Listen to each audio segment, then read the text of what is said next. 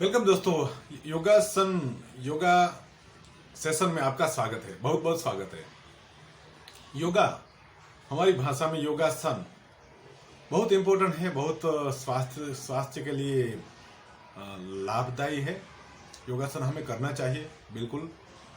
लेकिन काफी लोग जो है योगासन किसी न किसी वजह से नहीं करते हैं, नहीं कर पाते हैं। कोई ना कोई वजह होती है उनकी, जैसे कि योगा कैसे किया जाता है वो नहीं आता है, ये भी हो सकता है। आलस भी हो सकती है कारण।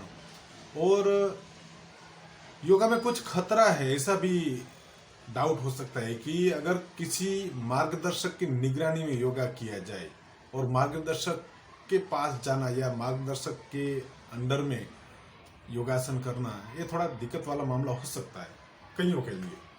लेकिन दोस्तों ऐसी बात नहीं है। योगा बहुत ही सिंपल एक एक्सरसाइज जैसा है।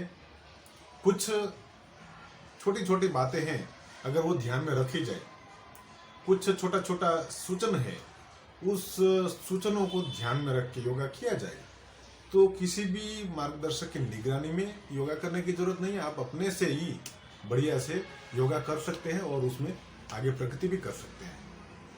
तो आज के सेशन में ऐसी टिप्स मैं आपको देने जा रहा हूँ कि जो बहुत हेल्पफुल है, वो जाननी जरूरी भी है। योगा करते वक्त वो उसको नजर में रख के योगा किया जाए तो दिन दुनी रात चौगनी प्रगति योगा में आप कर सकते हैं, इसमें कोई संदेह नहीं है। पहली बात, योगा कोई एक्सरसाइज नहीं है कि जल्दबाजी में या जल्दी जल्दी 5 मिनट 10 मिनट में खत्म कर दिया। नहीं दोस्तों, योगा डिफरेंट चीज है, एक्सरसाइज से अलग है, एक्सरसाइज से हटके है। एक्सरसाइज की अपनी जगह है, योगा एक अपनी जगह है। योगा का इंटेंस है शरीर को मजबूत बनाने के लिए नहीं है, शरीर को और मन को प्रफुल्लित बनाने के लिए। योगा शरीर को लचीला बनाता है।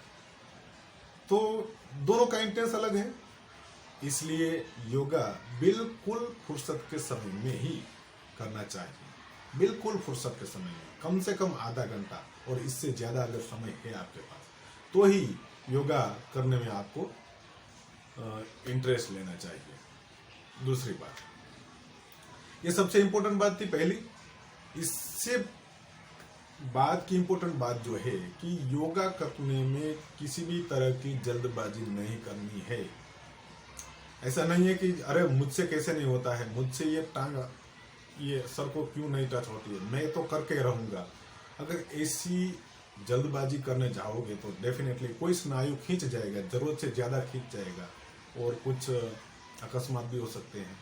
कोई नस ज्यादा खींच जाएगी, आगे से कोई लंबा पेन हो सकता है आपको, या कोई हड्डी इधर उधर जल्दबाजी करने जाओगे। जोर जबरन जबरदस्ती योगा करते वक्त नहीं करनी है। शुरू में तो बिल्कुल नहीं करनी है, एकदम आहिस्ता आहिस्ता आपको योगा में प्रगति करनी है। ये बहुत इंपॉर्टेंट दोनों बात है। फिर कुछ और बातें भी ध्यान में रखने जैसी है कि जैसे कि योगा करते वक्त एकदम शरीर पे हल्का फुल्का और कम से कम वस्त्र हो तो योगा करने में बहुत ही आसान और अच्छा रहता है। तीसरी बात है, योगा बिल्कुल खाली पेट करना चाहिए, बिल्कुल खाली पेट। अगर खाना खाने के बाद करना है तो 4 से 5 घंटे के बाद करना चाहिए। हल्का फुल्का, बिल्कुल हल्का फुल्का नाश्ता किया है तो कोई दिक्कत नहीं है। योगा शौच और स्नान आदि वगैरह से निपटा के किया जाए तो बहुत ही बढ़िया रहता है। योगा हमेशा कुछ न कुछ आसन बिछा के ही करना चाहिए, बिल्कुल खुली जमीन पे नहीं करना चाहिए, क्योंकि ड्यूरिंग योगा कुछ ऊष्मा एनर्जी पैदा होती है शरीर में। अगर खुली जमीन में आपने योगा प्रैक्टिस की तो वो जो एनर्जी है, वो जो ऊष्मा है, वो जमीन से नष्ट हो जाएगी। वो जब ऊष्मा और वो जो एनर्जी है बहुत फायदेमंद होती है, वो अपने शरीर में ही बनी रहनी चाहिए। तो आसन बिछा के ही योगा करना चाहिए। योगा करते पहले और करने के बाद थोड़ा थोड़ा 1-आधा गिलास पानी पी लेना चाहिए।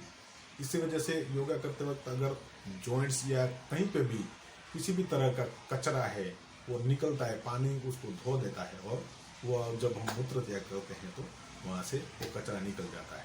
तो पानी पीना फायदाकारक है।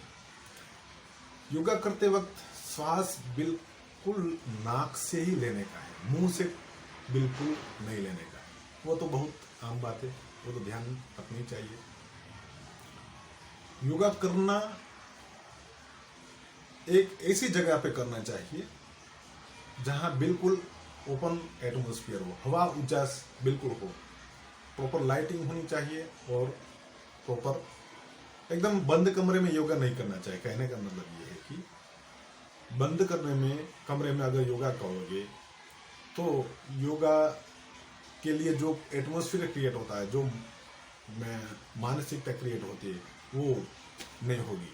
बिल्कुल ओपन में अगर किया जाए तो अच्छा है, लेकिन पंखे के नीचे और जहां पवन का फ्लो ज्यादा है वहां योगा नहीं करना चाहिए। सेम बात है, जो शरीर में ऊष्मा पैदा होती है वो पंखा की हवा से और किसी पवन की फ्लो से वो हवा जो है नष्ट हो जाती है। तो ये सारी चीज योगा करते वक्त ध्यान में रखने जैसी है।